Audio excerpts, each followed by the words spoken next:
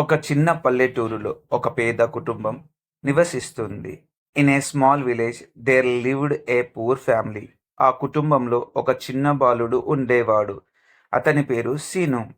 In that family there was a young boy named Srinu. Srinu చాలా తెలివైనవాడు, కానీ చాలా పేదవాడు. Srinu was very intelligent but very poor.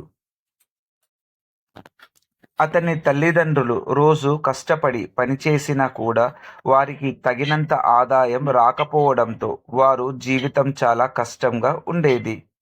Although his parents worked hard every day, they did not have enough income, so their life was very difficult.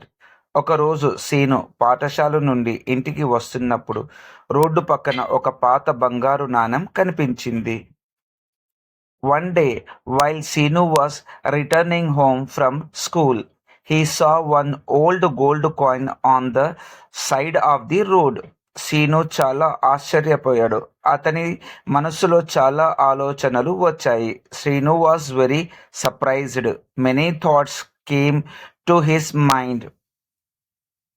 ఆ డబ్బుతో తన తల్లిదండ్రులకు సహాయం చేయవచ్చు, తనకు కావాల్సిన పుస్తకాలు కొనవచ్చు, తనకు కావాల్సిన వస్తువులు కొనవచ్చు.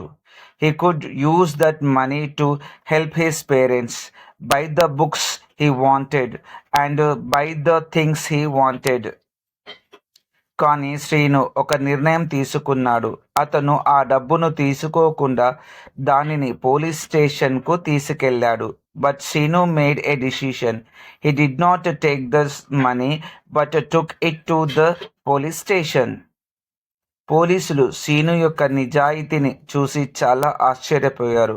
వారు సీనుకు బహుమతి ఇచ్చి అతనిని అభినందించారు. The police were very surprised to see సీనోస్ honesty. They rewarded Srinu and congratulate him. Moral of the story: honesty is the best policy. It always pays to be honest.